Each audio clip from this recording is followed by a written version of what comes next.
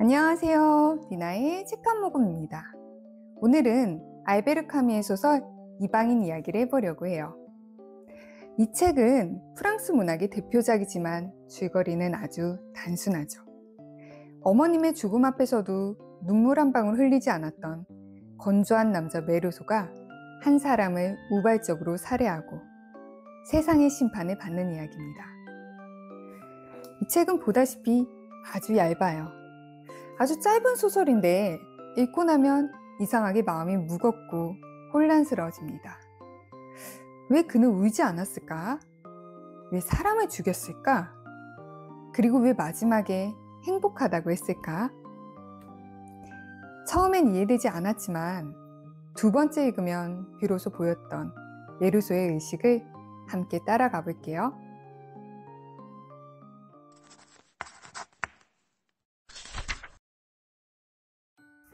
이야기는 이렇게 시작합니다. 오늘 엄마가 죽었다. 아니 어쩌면 어제. 모르겠다. 메르소는 3년 전부터 엄마와 따로 떨어져 살기 시작했어요. 자신은 홀로 아파트에 남았고 어머니는 양로원에서 지냈죠. 그는 자주 찾아뵙지 않았어요. 작년엔 거의 가지 않았죠. 그러다 어느 날 어머니가 돌아가셨다는 정보를 받습니다. 양로원에 도착한 그는 무덤덤한 태도를 보였어요. 원장은 그에게 조심스럽게 말했죠. 어머니 얼굴을 보셔야죠. 하지만 그는 관 속의 어머니를 보지 않으려 합니다. 그저 닫힌 관 옆에 앉아서 커피를 마시고 담배를 폈어요. 어머니의 죽음을 눈앞에서 마주하고 싶지 않았던 거예요. 돌이킬 수 없는 일인데 굳이 불편한 마음을 만들고 싶지 않았던 거죠. 그리고 장례식 날 관뚜껑의 나사가 세게 조여지는 걸 보고 메르소는 어머니가 진짜 돌아가셨음을 그제야 인식합니다.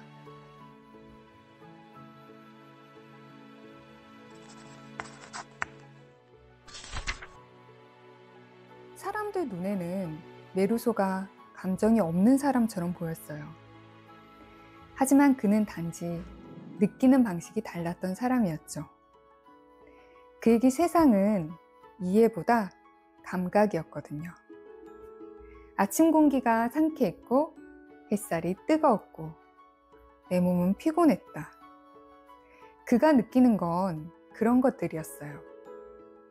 그래서 어머니의 죽음 앞에서도 그는 슬픔보다는 지금 이 순간의 감각에 머물렀죠. 그것은 세상을 있는 그대로 받아들이는 그의 삶의 방식이었어요.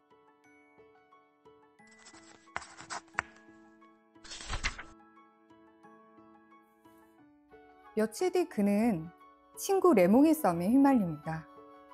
그리고 해변에서 한 남자를 권총으로 쏴 죽이죠. 이유는 단 하나, 햇살이 너무 눈부셨기 때문에. 장례식장에서도 그랬듯이 메르소는 상황을 이해로 인식하기보다는 감각으로 인식하는 사람이었어요. 엄청나게 뜨거운 햇살, 자신을 삼킬 듯한 열기, 그 모든 게 그를 혼미하게 만들었죠. 그는 결국 햇살에 취해 자기도 모르게 권총의 방아쇠를 잡아당겼습니다. 이해할 수 없는 현실 앞에서 이성의 끈이 끊어진 인간의 모습이었죠.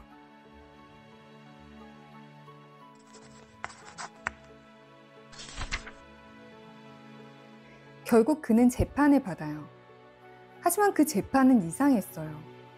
사람들은 그가 왜 살인을 했는지가 아니라 왜 어머니의 장례식장에서 울지 않았는가를 문제 삼았죠.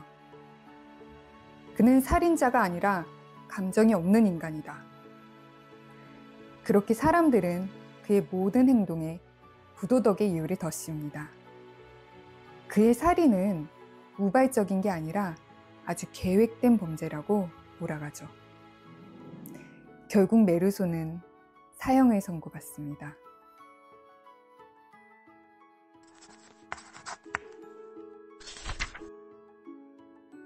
감옥에 갇힌 메르소는 생각합니다. 혹시 사면받을 수도 있지 않을까? 하지만 희망을 품는다는 건 지금의 현실을 부정하는 괴로운 일이었어요. 그렇지만 죽음이 너무 두려웠죠. 그런데 갑자기 이런 생각이 떠올랐어요. 인간은 결국 다 죽잖아. 어차피 죽는 바에 어떻게 죽든 언제 죽든 그게 무슨 상관이 있지? 그 순간 그는 아주 짧은 편안함을 느낍니다. 그러던 어느 새벽 신부가 그를 찾아와서 말했어요. 당신은 신에게 의지해야 합니다. 메루소는 순간 폭발하고 말았어요. 이해할 수 없는 세상에 대한 분노, 자신을 지켜주지 못하는 희망에 대한 분노, 그 모든 걸 신부에게 쏟아냈죠. 그렇게 한참을 쏟아내고 나자 그의 마음에 고뇌도 희망도 비워졌어요. 그런데 그렇게 어디에도 의지하지 않게 되었을 때 그는 비로소 진짜 자유를 느꼈습니다. 그는 양로원에서 엄마가 죽음을 앞두고 약혼자를 만들었다는 말이 생각났어요. 그는 이렇게 말해요. 그토록 죽음이 가까운 시간에 엄마는 마침내 해방되어 모든 것을 다시 살아볼 준비가 되었던 것 같다. 그리고 나 또한 모든 것을 다시 살아볼 수 있을 것 같은 생각이 들었다.